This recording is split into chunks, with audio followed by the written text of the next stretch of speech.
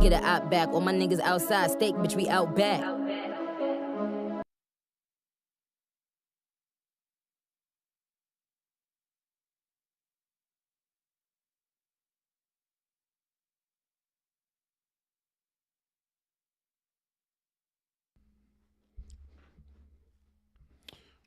Well, hello everybody. Hello, welcome, welcome, welcome, welcome, welcome,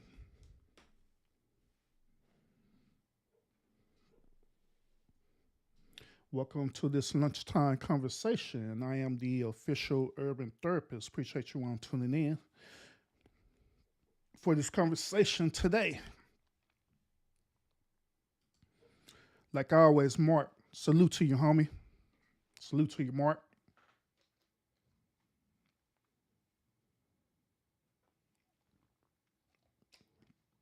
Yeah, I hope that your day is going phenomenal today. My hope and prayer that normally your day is going phenomenal for you, but also you're getting everything accomplished that needs to be accomplished today, whether it's your work related goals or those personal goals today. Hope you are getting all these things accomplished today to the best of your ability. Um, if you're not working today, my hope and prayer for you is that you're utilizing this time to focus in on yourself and to relax and take care of the needs of yourself, take care of your especially take care of your not only your physical needs but your mental needs as well too, because it is mental awareness month, you know. And I'm surprised some of y'all haven't asked me that need. I'm surprised that y'all haven't asked me that. Y'all like Urban, why you haven't been doing lives talking about mental health awareness month? The reason why is because I have been indirectly been doing lives talking about mental health awareness month. I've been doing it. Every last one of my shows is dealing with something dealing with mental awareness every single day. So there you have it. So technically, I'm doing it, but I'm just doing it indirectly. I'm not putting a title on it. You know what I'm saying? Like Black History Month, which also I find it pretty interesting too. That even with Black History Month, sometimes we tend to just do a whole month sharing different histories or historic things happening, in Black culture, and then after that, no more Black History for the rest of the year. But I have but I do it throughout the whole entire year. Anything dealing with Black culture, different things like that, or cultural period. I always talk about it every year. So, I mean, throughout the whole year. So, but yeah, yep. So what's good, everybody? What's good? PMP, I see you in the house, bro. So with it. Hope your day going well, bro. Jubin, what's up with it? See you in the house as well too. Appreciate you tuning in. Yo, Jubi, he said he have no kids, but I couldn't come to my parents about anything. Interesting, interesting. We're gonna talk about that too, Jubi. We're gonna talk about that. Yeah, we are. We're gonna have a conversation about that because I believe this conversation that I'm gonna talk about today on this lunchtime conversation. I believe that it's an important conversation for real. It's a very, very important conversation that if you have children, um, it is your responsibility as a parent to know what's going on with your child. It's your responsibility. So yeah, we're gonna talk about it. I'm gonna give you my perspective about it as well too. One, I'm gonna give y'all the issues behind it. Then I'm gonna give accountability like I always do. Then I'm gonna give some solutions as well too. What you can do as a parent. You know what I'm saying? How to deal with this situation. So we're gonna do it. We're gonna do it. We're gonna talk about it. Mm-hmm. Yeah. We're gonna even talk about that as well too on PMP. Um, we're gonna talk about that perspective too. About how the parents become how the parents be like the authoritarian, right? Yeah, we're gonna talk about all that. We're gonna talk about all that. But yeah, just like I say, well, once again, and I hope you're having a great day. For us, me production wise and stuff, I'm doing pretty good for the most part. Doing good for the most part. Yeah, I'm just waiting for this work day to be over with too, because I'm just crammed with work. I'm always busy, crammed with work and everything. Then on top of that, I have to work on mandatory overtime as well too, to help out with some more work. So it's crazy. It's crazy. So yeah. But other than that, yeah, it's all good though. I'm thankful. I'm thankful for once again that I was able to wake up and see another day. So thankful for that. Thankful for that. You know what I'm saying? Oh, before we start our topic right now, I want to share something with y'all real quick too. I found interesting. Okay, what I want to share with y'all real quick is this, y'all. I ended up having a dream last night. Right, I had a one dream last night that a person. I don't know this person was. I don't know if I knew this person or not. I have no earthly idea. Right, I have no idea. But I had a dream that I was asleep. Right. Yeah, I was laying in my bed asleep. Right, and so this person entered into to my room and came on the side of the bed where I was at. Right, and this person stared at me. Right, this person stared at me. Then also this person had took a pillow and started suffocating me with the one pillow and stuff, right? And so the one crazy part about it was weird because the crazy part about it, y'all, was that as the person was suffocating me with the pillow was um transparent, meaning that I could literally see through the pillow. The pillow covered up my whole entire face, right? But the pillow was transparent where I could see through the pillow as the person was suffocating me. Then another thing too was that while this situation was happening, right? While this situation was happening, I wasn't losing oxygen or anything like that. I wasn't gasping for air or nothing like that. Nor I wasn't struggling. I was just looking while this person put this pillow on my head and started trying to suffocate me with the pillow.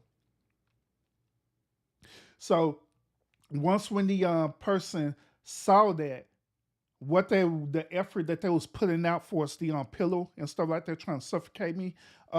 Once when they seen that the effort wasn't working right, this person just gave up, threw the pillow on the ground, and just walked out the room. And I was just looking and stuff, right? And I wasn't afraid or anything. I just looked. Then next thing you know, I woke up. Yeah, I woke up.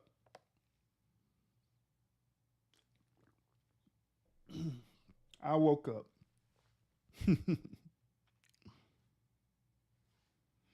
So what do y'all think? What do y'all think that means? That dream.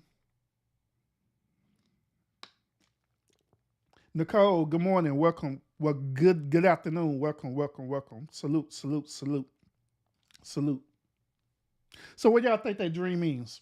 That I had. I can tell you what it means, but I'm just kind of curious to think.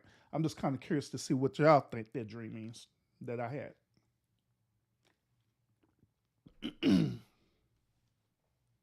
But I'm tell y'all though. I'm tell y'all. Um, hold up. Give me 1 second, y'all. Yeah, y'all continue to come in, converse real quick amongst each other. Give me a few seconds. I need to address this real quick. Give me a second.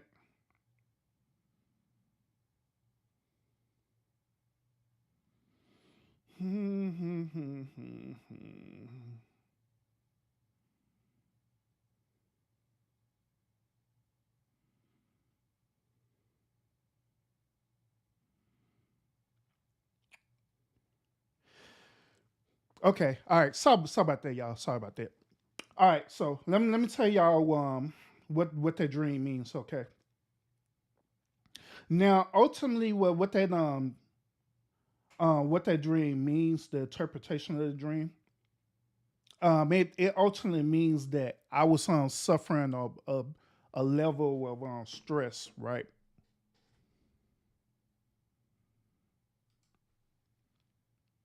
Yeah, but yeah, I was suffering, a level of stress or anxiety, right? Like I always tell y'all that I'm always constantly busy doing things. Yeah, I'm always constantly busy doing things. So um, my the work that I do, it can become increasingly stressful, right? Especially the situation that we're dealing with right now. At my job, at my office, where we're dealing with a lot of changes and stuff, right? So due to a lot of changes that are happening at my office, right, it's creating more of a high level of a demand, meaning that now I'm getting more and more work. While I'm doing more and more work, it's as though as that I'm doing work. I'm not only doing my particular work, right, but I'm doing other people work as well too. And so the challenge has elevated, right, to the point where it's kind of getting a little stressful for me to keep up with the demand of the one job or the demand of the work. So it's causing stress. So therefore, the interpretation of the suffocation part simply means that I'm being overwhelmed or uh, I'm into a level of stress with my job. That's one part about it. And I think the other part about it is dealing with my second job, which is, my YouTube and stuff, right? Where I'm getting all this information in constantly and stuff, right? Where I'm not only researching information personally, right, but other people they'll give me information as needed, and on top of that, the media is feeding information to me as well too. So even that in itself can become what is known as suffocating, meaning that it's overwhelming me, to a point where it's like overwhelming me mentally. You know what I'm saying? So I believe that's the interpretation of that dream, where it's letting me know like, hey man, we're going like 100 miles an hour right now, and you really need to chill. Everybody, especially members of state gang, right? They tell me all the time like, bro, you need to rest, like for real. You really need to rest. And there's other people like other one content creators as well. They say the same exact thing, bro. You need to rest for real. You need to just chill. So I believe that's the interpretation of the dream of somebody coming suffocating me. That it's psychologically telling me that I need to chill out. I need to balance it out. And what's interesting, also interesting, y'all, is that my time management is immaculate. I mean, when I say I'm on time on stuff, I am on time on stuff through the most part. So, so it's immaculate. So time management is not an issue for me whatsoever. You know what I'm saying? I'm very disciplined with time management, but it's the overwhelming part of that. You know what I'm saying? I don't know if y'all could relate to that, but it does become the overwhelming part of it. It's not that I can't do it. I'm capable of doing it, but it does sometimes become overwhelming. For real. It becomes very overwhelming where it becomes stressful, you know. So I believe that is my issue with that. Anaya, welcome, welcome, welcome. Welcome, welcome, welcome. Appreciate you tuning in. And Nicole, you say you need some tips on that. Are you talking about the time management part? The biggest, the biggest tip I could tell you about time management is that you have to discipline yourself. You absolutely have to discipline yourself. When if there is a certain thing that requires for you to be there at a certain time, you got to discipline yourself to make sure you do it timely. If it takes for you to sacrifice, right? Like say for example, you need to be at work at 8 o'clock in the morning. Don't get up at 8:15.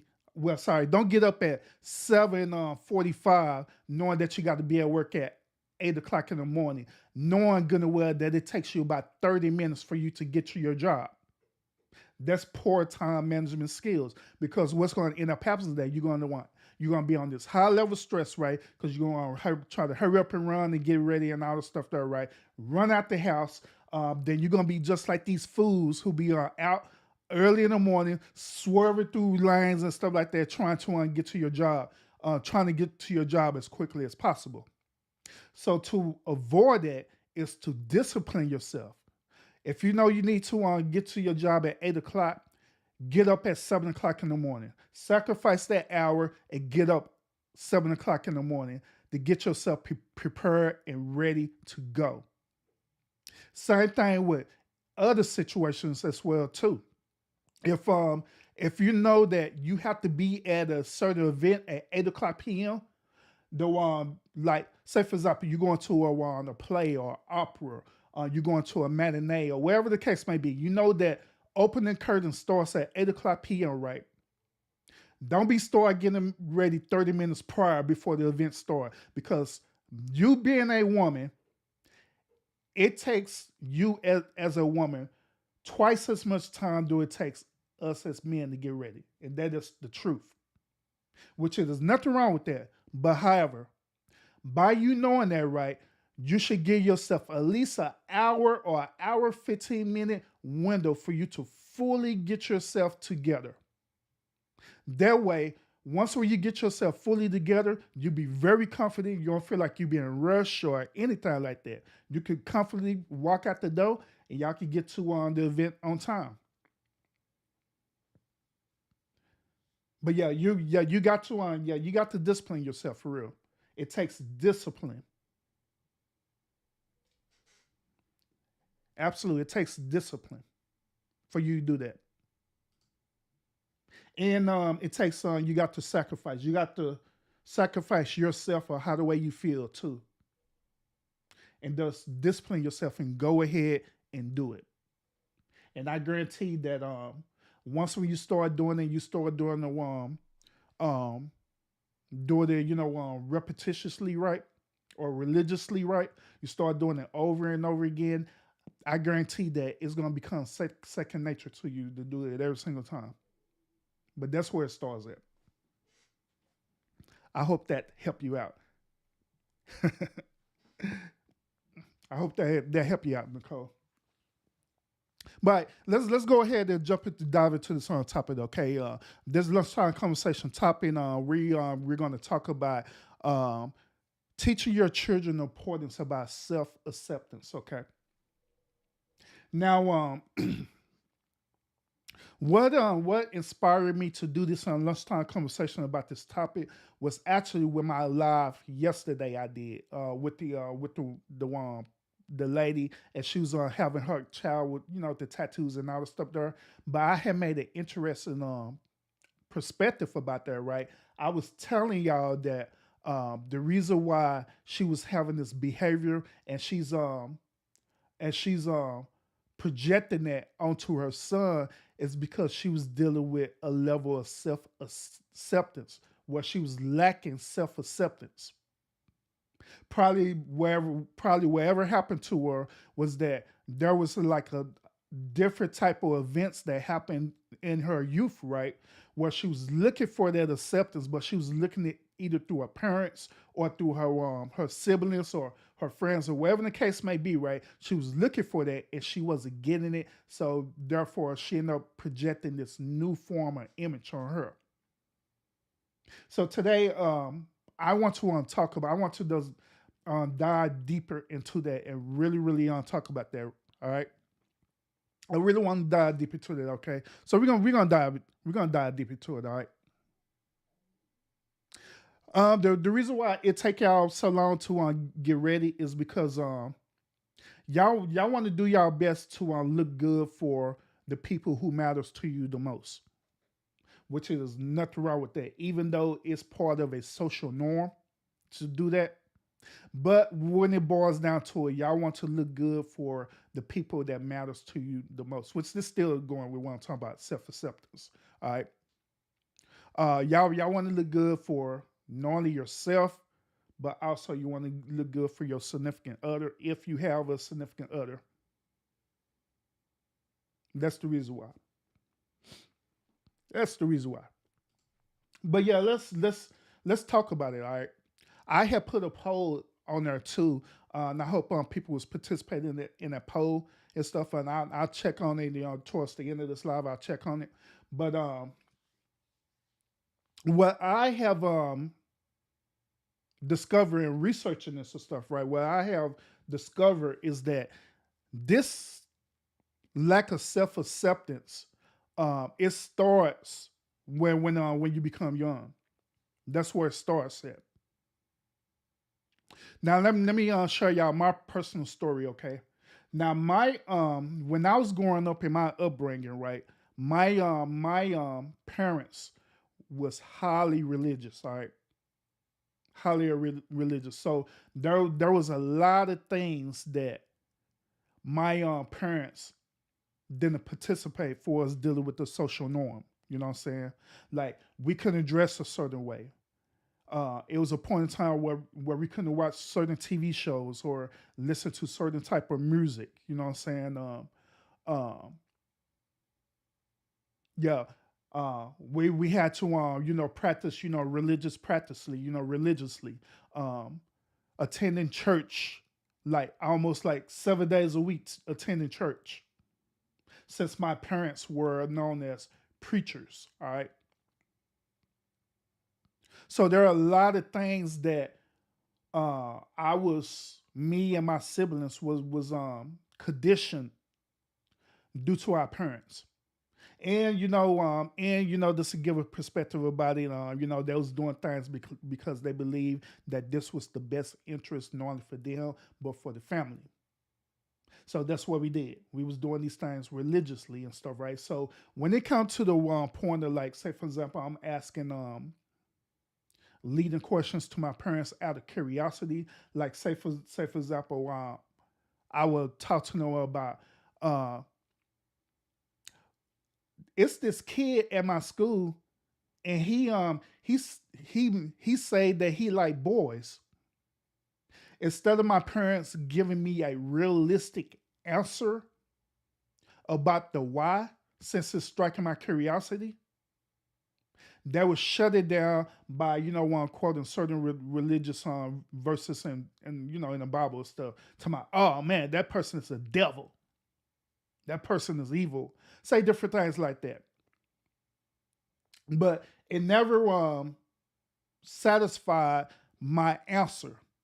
But what it did, it influenced me to want to find out about it even more.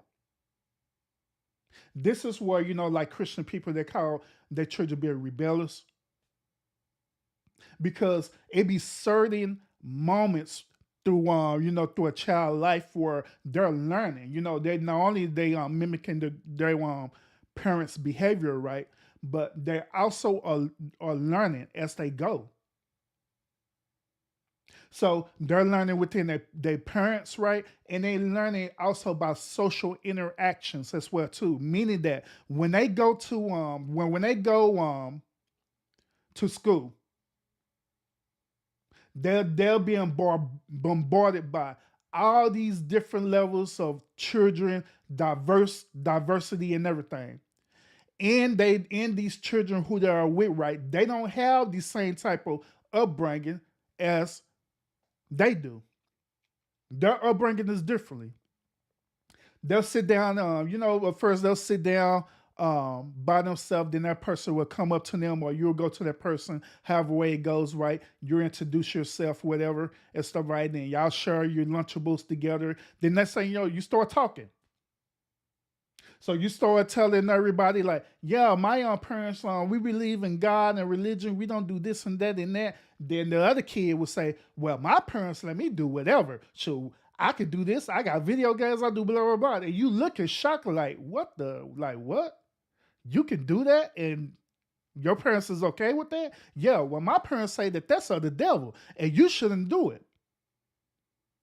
And so that kid would feel some type of way, right? Because that kid is feeling like that you're trying to change them, or furthermore, you're trying to judge them. So what end up happening with that kid is that kid end up divesting from you. Then on top of that, that kid would go with other kids who are similar to what they do, and they are forming up and they end up clicking together. The next thing you know, you become the outcast, and that kid is talking about you to the other kids. Like, yeah, I told him this and that and that. He said he don't do that. Then the other kids like, yeah, that dude is a squirrel. He's lame. He's a squirrel. He's lame and all this stuff. That then begin to make fun of that kid, and that kid becomes an outcast. So then the same kid go to the parents, right? It's like, and I'll tell the parents, I had a horrible day of school. Well, why you had a horrible day of school? Because I was telling them about the things that you was teaching me, right? But they didn't want to believe it. And they said I was a squirrel. That instead of being a parent and helping their child cope with that, right? They'll go back to religion. All them kids are the devil. You just need to sit down and be by yourself and talk to God. Have a conversation with God. It doesn't you be at the table with you and God. So you be like, okay. You go the next day and you sit down at the table. The kids start on, doing the same thing, making fun of you and stuff, right? So you remember what your parents say because you trust your parents' judgment, right? So you know what my parents say, just talk to God. So you start having a conversation with God, literally, verbally having a conversation with God. These kids are like, what the world's wrong with him? Why is he over there talking to himself? Then one of the kids went over, hey, who are you talking to? I'm talking to God. Ha ha ha, that kid retarded. He talking to himself. And it becomes worse. They go back to your parent again, crying now, because now um, you're really feeling not accepted by your peers.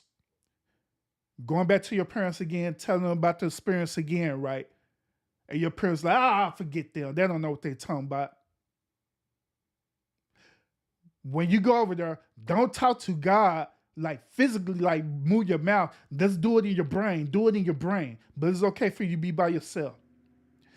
Okay, then you end up doing it, but it's not solving the problem. Then eventually, finally, as the kids see that the problem is still going and going and going, what's going to end up happening is that kid is going to divest from communicating to their parents. Because now they're feeling that their parents don't understand what they're going through. Do this sound familiar, y'all? And so now the kid is now not only an outcast to his peers and stuff, right? But now he or she then divested and now became an outcast in his own family. That one place where it's supposed to be peaceful solitude, where that kid's supposed to feel comfortable with expressing anything to their parents. Now they feel that they're not socially accepted anywhere. Then that's how the parents start knowing a drastic change in their behavior. The kid become withdrawn. The kid would be locked up in that room. And that's the one kids start growing up and growing up and growing up. The more the kid become withdrawn with not only the peers and the parents, but be withdrawn from the society as a whole. Kid up on developing mental disorders, where the kid end up becoming either a sociopath or a psychopath or even both.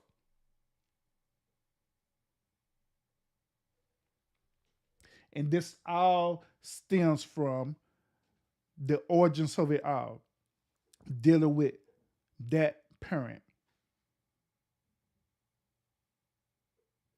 It deals with that parent. So my question for y'all today is this: how much do you really know what's going on with your children? If you have children right now, how much do you really know what's going on with them? Especially if they up in the age where they're now going to school, where if they in pre-K, where if they going to daycare, all the way up into high school, even in college. How well do you know what's going on with your children? How much information have you learned about your children or learned about the things that are going on with them on an everyday basis? And furthermore, what are you, if that be the case, what are you teaching them so they can help cope with everyday life? Are you teaching them from a religious perspective? Are you teaching them from a more social perspective? Or are you not saying anything at all? You don't care because your only concern is being a provider for the house or being a nurturer or whether or either or both. So you're not concerned about the things that are going on with your children. So what is y'all mentality yet? What do y'all think? By me dealing with the experience that I had dealt with, I had learned that it's important for me, even as being a father, it's important for me to always have a line of communication with my children. And now my children, they're different ages, stuff like that. It don't matter, but it's important for me to have that open line of communication. Like say for example, right? My youngest daughter, right? She is now in kindergarten. Yeah, she's now in kindergarten. Do you know that when I do pick her up from school, do you know that the moment when she get into the car, she say, "Hey, daddy," and do you know that when she get into the car and we begin driving and stuff, right? Do you know that she communicates to me and tell me everything that happened at school? From her learning about colors and letters and different things like that to dealing with uh, certain people that she done talked to that she quote unquote called friends, even the teacher as well. And I allow her to have that open communication because I want to know what's going on. I don't shut her down. I don't shut it down. I don't be on the phone. I purposely don't be on the phone and nothing like that and stuff. Because sometimes we do that as parents too. And that becomes another form of withdrawal as well too, where you pick up your child, you don't even say nothing to them. You don't even ask them how was your day at school. You just pick them up and be on the phone. Yeah, girl, blah, blah, blah, blah, blah, blah. And the child be looking like, can I talk to you? It be like blah blah blah blah blah. Then the child begin to start talking to you at the same time while you're on the phone. Can you stop talking to me while I'm on the phone? Dang. Then that causes that child to be withdrawn for you. Then finally, you be trying to have that conversation with your child. Now the child don't even want to talk to you because you missed that moment out of your selfishness. But I make a point to make myself available for my children.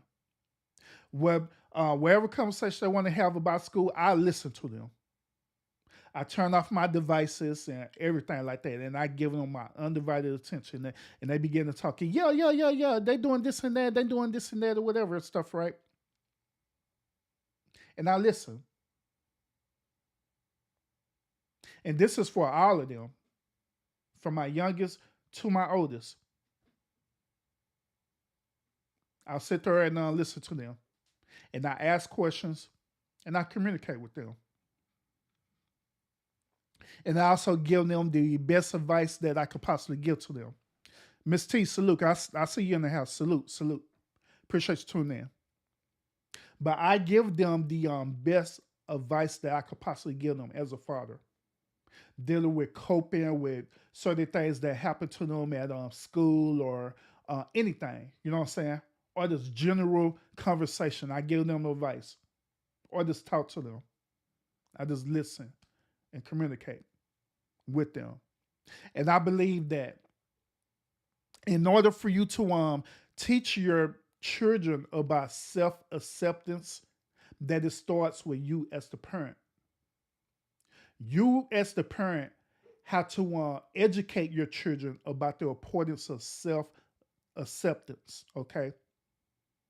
Meaning that in order for them to know what self acceptance is, it starts with you as the parent accepting them for who they are, accepting them for whatever type of characteristics that they have and everything. You accept that and you embrace that no matter what it is.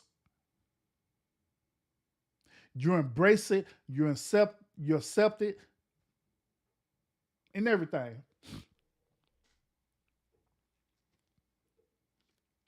Now, there has to be been this thing going on with Will Smith and not Will Smith. I'm sorry, with Gabrielle Union and her son slash daughter. Now, a lot of people been having like on different perspectives about that. They were saying that ultimately it's Gabrielle Union and Gabrielle Union them, they the one who are ultimately conditioning um, their son slash daughter to resemble this behavior. It's plausible. It's true. But let me share a different perspective about that too, y'all. Even though that is plausible and it's true, right?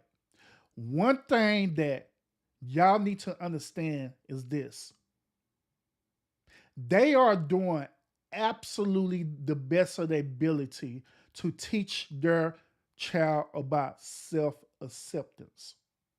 Remember what I just said a few moments ago. Self acceptance starts with you as the parents by accepting them for where they at. That's where it starts at. So that's a different perspective. Gabrielle Union, them, they're doing absolutely the thing that they're supposed to do as parents is to accept their child and teaching them the importance of self acceptance, educating them about that. Because now, when that child go out into the world or dealing with social norms and stuff, right? That child is not worrying about um, people who reject his lifestyle choice. That child is now confident in the lifestyle choice that they are choosing to be. They're not looking for their peers to, hey, I not do X, Y, and Z. Oh, and they begin to talk about them and stuff like that, but it doesn't bother them because they accept themselves and they love themselves. But it starts with you as the parents to teach them that. It starts as you as the parent to teach them that and to show them that self acceptance is very important. Then not only that, it is also for you as the parents to give a visualization of how self acceptance look to them. It is very important. It's going to be difficult for a parent to teach their child about self acceptance, right? If they don't even accept themselves, if their parent don't even accept themselves. I'm gonna say again, it's gonna be difficult for a parent to teach their children about self-acceptance if they don't even accept themselves. The parent don't even accept themselves. Like I was explaining yesterday on my live last night about the lady and her son.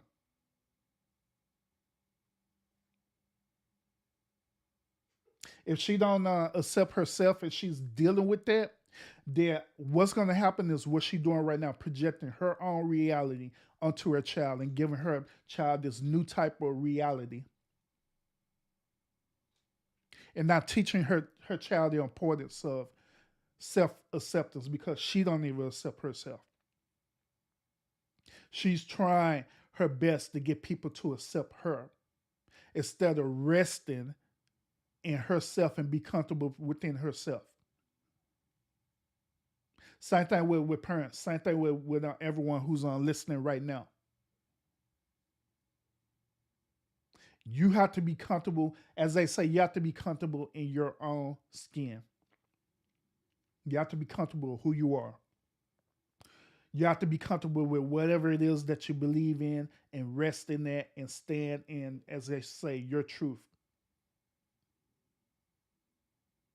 And then furthermore, you should divest from having this ideology that I need to go out and prove to the world who I am. You don't need to do that. One thing that I have also learned, right, is that who I am, right, doesn't need to be proved.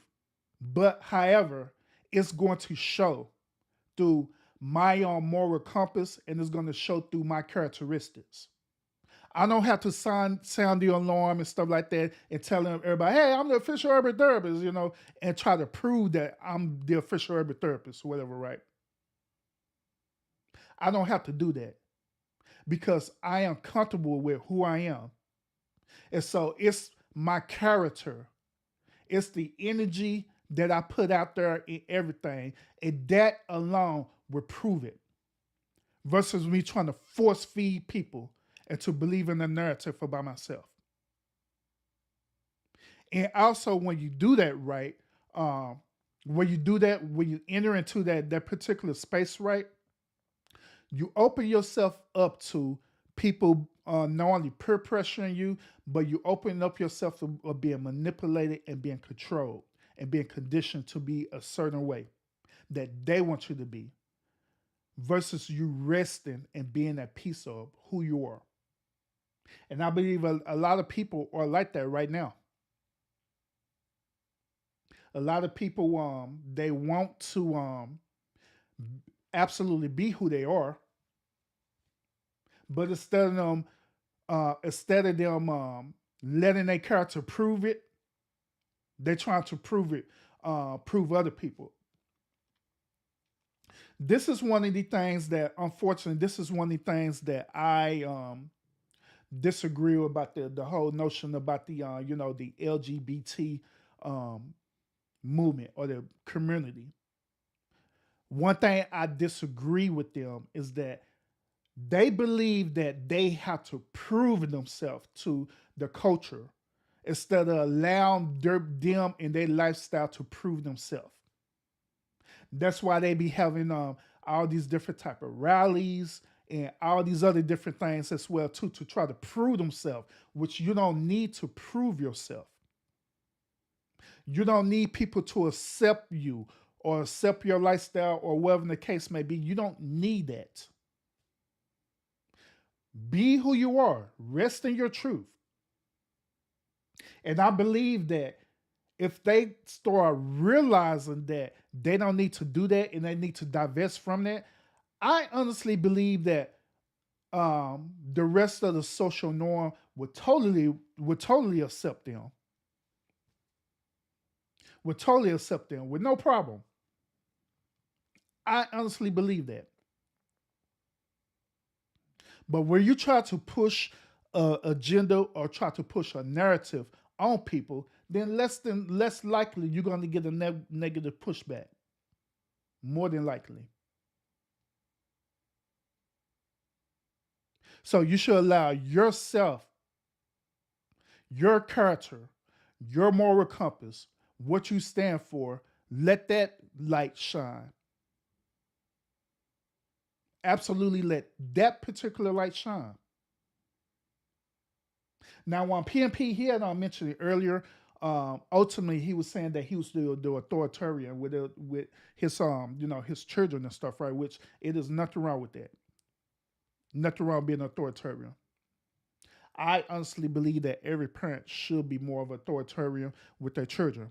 I believe that because I believe that children do need uh, a type of structure and a type of discipline as well too. Absolutely, I believe in that.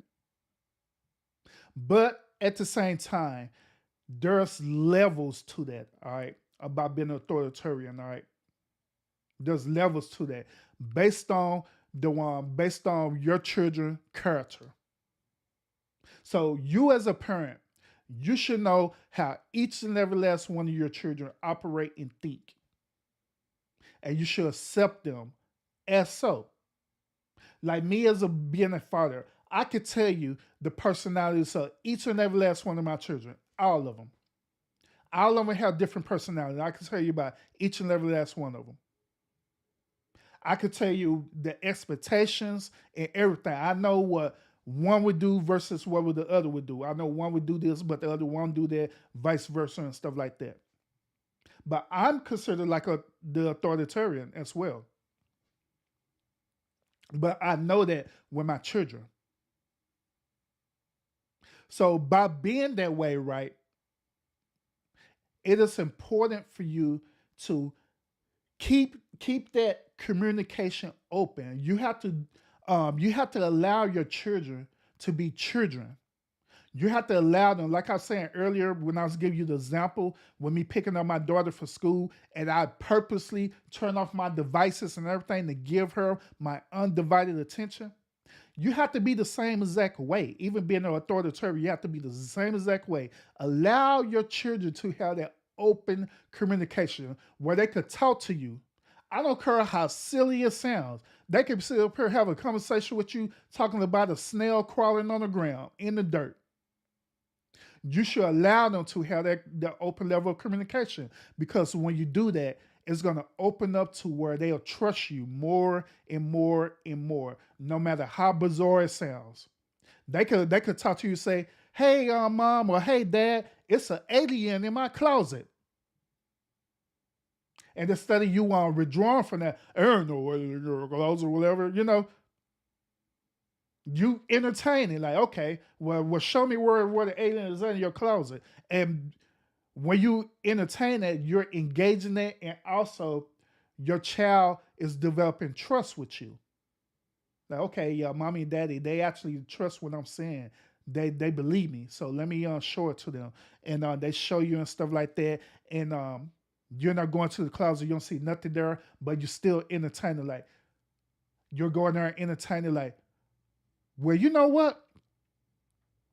I know what happened, right? They're like, what? They seen daddy coming and daddy scared them away. And you laugh with them. And they'll laugh back, ha ha ha ha, ha. But you're developing that level of communication with your child. So it should always be a form of communication, no matter what, with your children. You should know what's going on with your children at all times. At least know something. It don't have to be the full story. At least know something. So when things hit the fan and somebody asks you about it, you're like, well, yeah, I know about that. They didn't tell me about that. I know. You should know. And this is going to help them with their self acceptance. This was going to help them cope while they dealing with, going to school every single day. Because y'all do realize that the modern day structure of the educational system, right, is really good to train your child to be a productive working citizen. Y'all do realize that, right? That's the whole purpose of it. That's the whole purpose why they have your children there for 8 hours a day, 40 hours a week, like a work schedule. The only difference is that instead of them being compensated with actual income, which is money, they be compensated with what is known as grades. That's the only difference. So if your one child is dealing with this 8 hours a day, 40 hours a week, 80 hours 2 weeks, would it be your responsibility to know what's going on with them within this 40 hours? Because things happen within the 40 hours. Hell, we grown adults. We could tell you everything that happened in our workday in an 8 hour shift. Girl, I hate that bitch. Right? But you be lacking that communication with your child. Then next thing you know, you're trying to figure out, dang, why my child behavior didn't change on? Why my child is doing this and doing that? More than likely, that's the reason why. That is the reason why. So on this lunchtime conversation, I want to encourage y'all. I want to not only encourage y'all, I want to motivate y'all. I want to challenge y'all to start learning about the things that are happening with your children. Start teaching your children the importance of self acceptance. Start teaching your children that um, you should always love yourself and embrace it. And you show them that you're encouraging it and you embrace them for who they are. And the interesting thing about this, even though I tell y'all that it starts with the parents, right? Ideally, this type of thing ideally is good when you start with them when they're young. Ideally, but let's just say hypothetically speaking, you're hearing this now and you're hearing this different perspective now from me, and you're like, God damn, Urban, I done fucked up. I done fucked up bit time, Urban. So I wasn't doing all this with my children, you know what I'm saying? Doing all this what you're talking about, right? So how can I do that now? How can I do that now? I want to encourage y'all that it's never too late. Even right now, it is not too late. Let's say your children is a teenager now and you're seeing this behavior happening. You still have time to rectify it. Let's say that your child and grew up and they become an adult now. You still have time to rectify it because you're still a parent. Still have time to rectify it. But it becomes more challenging because now you have to be more strict. You have to be real strategic with it. That's the only difference. That's the only difference. But it's not too late. It's not too late. So yeah, I want to encourage y'all to do that, to want to re-examine that. If you're not doing this with your children, absolutely re-examine yourself, re-examine yourself, the reason and why you ain't doing it. And I guarantee more than likely the reason why you're not doing it is because there's a underlying issue even with yourself dealing with self-acceptance. Maybe your situation was just like my situation where even your parents wasn't doing it. And so you're now mimicking the behavior of your parents. And it becomes what is known as a generation curse, right? And so you're just doing it out of tradition. But you didn't realize it until now, until I'm telling you about it. So that's pretty much how I have for this next time conversation. I hope that what I'm sharing with y'all, it will, it help y'all to evolve into the best version of yourself. Not only that, but your family as well too. Let me address these comments real quick. We're gonna call it a day. All right, I'm gonna call it a day. Let me address it. Yeah, Miss T, once again, I appreciate you tuning in, Miss Nicole. Appreciate you tuning in. Hey, that was a great live last night too, by the way, Miss Nicole. Your first live. That was a great live. Even though you're trying to put my man in the Dulo twist, but that's neither here nor there. We was trying to get him to plead the fifth. Don't say nothing. But no, overall, it was a really good live. It was a really good live. Hey man, what's up with it? I see you in the building, bro. So with it. I see you, homie. Everybody else who are tuning in, even if you're watching in the bushes, Anaya, once again, appreciate you. Jubin, what's up with it? Everybody else who are in the bushes, Joy may be watching. So, hi, Joy. All right, let me see this.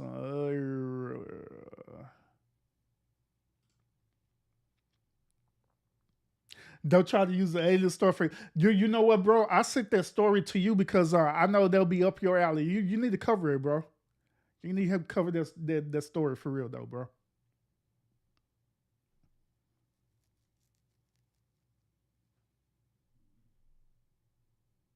Mm-hmm. Oh, do that still pull up the odds if you're going to college or on a wireless school? I guess. I don't know, bro.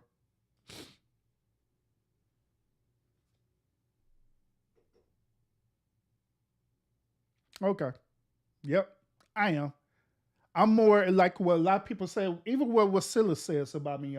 See, I'm more of what you call understanding and balance. You know what I'm saying? So I understand things for broke perspective, and I just offer a different perspective just for you to consider. Like I always say in all my live stuff, right? Just my perspective.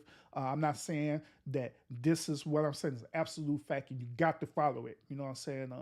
I just offer it, and you could decide if it be beneficial to you. You could assimilate it into your own moral compass and move with it, or you don't have to. It's totally up to you. Yeah, I'm sure now.